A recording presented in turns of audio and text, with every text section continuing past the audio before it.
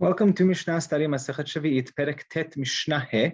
Over here in this Mishnah, we're going to speak about if a person has multiple vegetables, right? Now the time for biur comes, but they're all in one jar together. So imagine they're pickled together, and some of them may have given off flavor, into one pickling. So imagine, he pickled, beets and cauliflower and turnips, and it's all in one jar.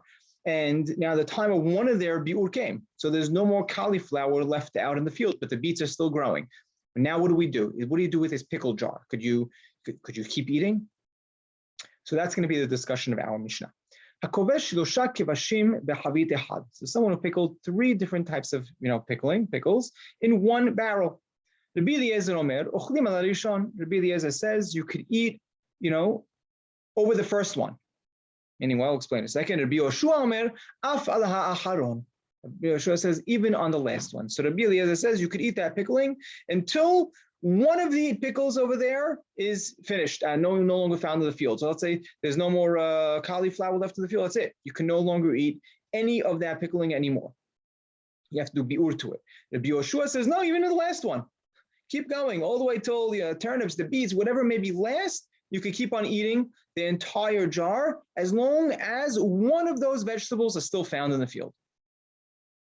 Rabban Gamliel goes, look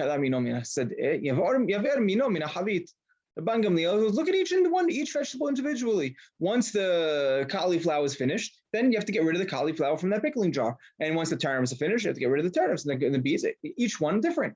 The halacha kidvarav. The halacha is like him. Now, interesting, this is Rabbi Yehuda Hanasi's opinion, right? This is Rabbi Yehuda Hanasi inserting how he views the halacha. Now, we don't necessarily be posek halacha like Rabbi Yehuda Hanasi's opinion, right? So just because it says halacha kidvarav isn't necessarily going to reflect on what the actual halacha is today, right? It's interesting when it comes to, laws of Mishnah. Rabbi Shimon Omer, kol hayarak echad biur. All vegetables have one time for biur. Ochlim barigila ad shechlu hasinriyot mibikat bet netofa. So you could go ahead. First of all, according to Rabbi Shimon, you're allowed to eat all vegetables as long as there's some vegetables left. You're allowed to keep on eating everything. And now he says you can eat the regila. The regila is a purslane. Right? As long as there's more of this wild purslane that's still growing in this place called Bet Natofa, which means that, it's somewhere that really grows well. It's a nice moist area. And you could go ahead and, eat, vegetables all the way until that, end period. So who's the halacha like? Rambam says over here, en halacha ki Rabbi Shimon, halacha is like Rabban Gamliel. But not because the reason that the Mishnah says halacha is like him. Halacha is like him anyway, right? Rather because he is mahmir, right? Which is interesting. Hanabam says the halacha is like him because he's mahmir over here. And what's interesting is Rabbi Eliezer is actually more mahmir, right?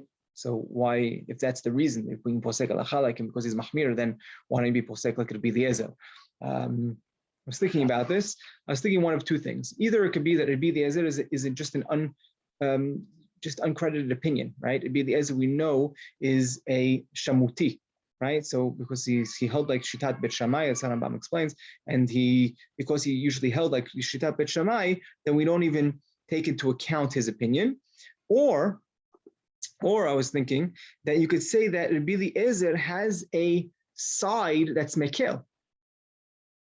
Right? According to Rabbi Eliezer, you need to get rid of all the perot all the fruits once the time of biur comes, right? But what does that mean? That means that you're bringing Sheviit fruits. If it wasn't the time of biur, if it was incorrect, you're bringing Sheviit fruits to biur to be destroyed before their appropriate time. So there's also a tzad kula within Rabbi Eliezer.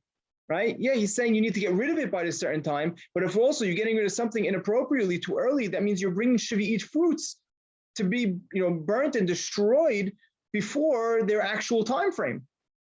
So the most strict opinion is actually Rabban Gamliel, right? Because Rabban Gamliel says you need to get rid of each one in its appropriate time, right? So, again, you're not allowed to eat other vegetables just because one other vegetable is, hanging out in the jar. But at the same time, you're not going to come and be miva'ir and get rid of a vegetable inappropriately too early.